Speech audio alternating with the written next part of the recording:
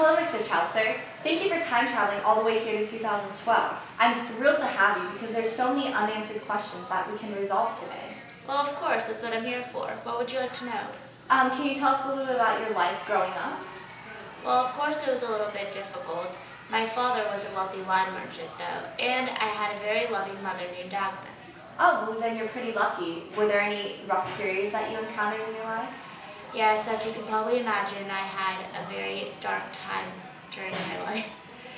At one point, my beautiful wife and several of my closest friends passed away. And on top of that, I was suffering financial problems and was living in Kent. Wow, I had no idea, but how were you still able to write the Canterbury tales?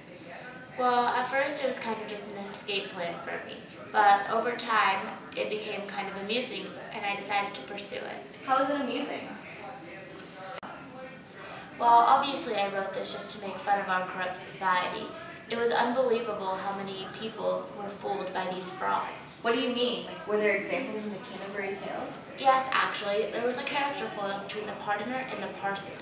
Oh, I actually picked up on that. The pardoner was the criminal, correct? Yes, he was. He was the one who made his living by selling fake indulgences, as opposed to the parson who made his living honestly by doing his job. Wow, so I'm assuming the intended audience was corrupt people? No, it was actually made for the new man. And who are these new men you speak of? You know, the growing population. I wanted the younger generation to realize how corrupt our society was and to make a change for the better. That's a really good point. I never thought of that. Yeah, well, I couldn't stand to see my society the way it was, and a change had to be made. Well, you used a lot of irony to get your point across. Do you want to tell me about this? Well, actually, I'd rather use the word satire instead of irony. Now, why would you say satire instead of irony? Well, you see, my work mainly ridicules and criticizes people in our society, which is more satirical than ironic. Being ironic is humor based on contradiction, and I am in no way contradicting anyone. Oh, well thank you for explaining that. Now, what are some examples in the Canterbury tales? The knight, the parson, and the plowman. The knight represents the ideal authority, and the plowman represents the ideal peasant, and the parson represents the ideal church member. See, all the other characters in my general prologue just represent the corruptness in our society. So, was the purpose for writing the Canterbury tales to point out the fraudulent people? Yes, exactly. Our society contains so many bad people, and they get away with cheating. It's just not right. I felt I had to make it known to our society, and by writing it the way I did, I feel was the most effective way. Now let's turn our attention to Mr. Swift. Hello there, can you give us some information on your early life? Sure. I was born in Dublin, Ireland. I was left in the care of my relatives because my mother, Abigail, moved back to England shortly after my father passed away, and I never got to know him. That is very sad. Now our audience would like to know if the Glorious Revolution affected you at all. It did. The Glorious Revolution caused Ireland to go into political turmoil, and the college I attended, Trinity College, closed. But this did not stop me. I was determined to become a part of the Anglican Church. So it's clear that you were very involved in religion. Now, did that affect your passion for literature? It did indeed. My literature career sparked when I was sent to London for the Anglican Church to inquire about a tax remission. The London government turned me down, and therefore this encouraged me to write the Modest Proposal. Now, about your works, tell us a little bit about A Modest Proposal. What was the message you wanted to get across? Well, first off, I wanted the people of Ireland to become aware of the issues in their society, and as a humanitarian, I felt it was my duty.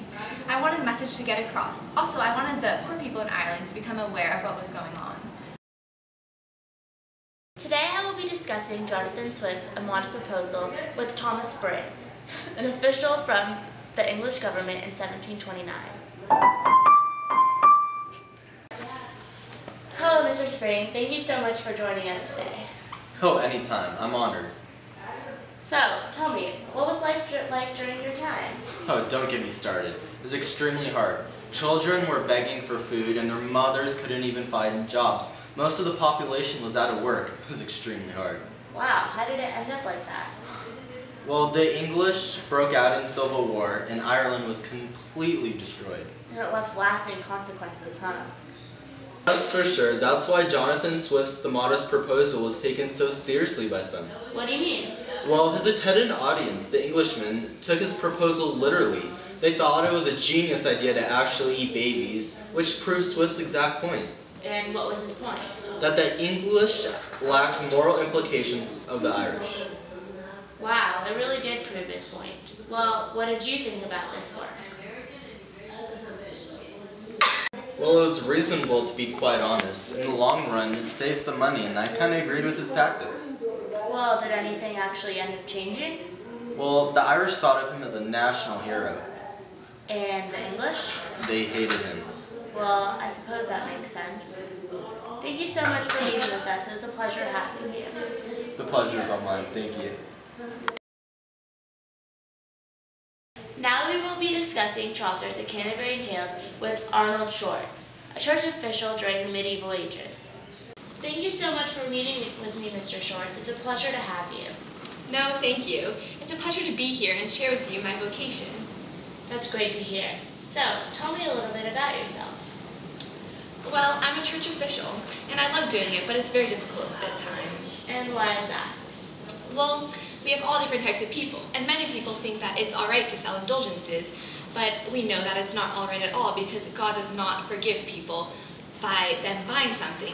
He only forgives them if they truly mean it and if they repent their sins. So why don't you why don't you arrest these people who sell these fake indulgences? It's a lot easier said than done. There are so many criminals in society, we can't catch them all, and we've tried. It's the people that you least suspect. Wow, that sounds very difficult. So these people you're talking about are like the ones, are like the pardoners in Chaucer's Canterbury Tales? Yeah, the partner and the parson, and the good members and the bad members of society, as you discussed earlier with Chaucer. Oh, so did you see any changes upon your society after the Canterbury Tales was published? Well, nothing changed immediately. However, there's a lot more awareness within the people of society. And also, about 30 years later, after it was published, a man named Martin Luther published Oh, I know what you're talking about. Yes. The 95 Thesis, correct? Exactly. He published those, and that helped address the corruption in society, and it really caused some major changes within the church. So nothing immediately, but within later years, stuff did change. Wow, so Chaucer's Canterbury Tales had a lasting effect, now didn't it? It did, I would say yes. That's great to hear. Mm-hmm. Okay, well, thank you so much for meeting me. It's been a pleasure, Mr. Shorts, and hope to see you soon. Thank you. It was a pleasure sharing my knowledge with you. Bye.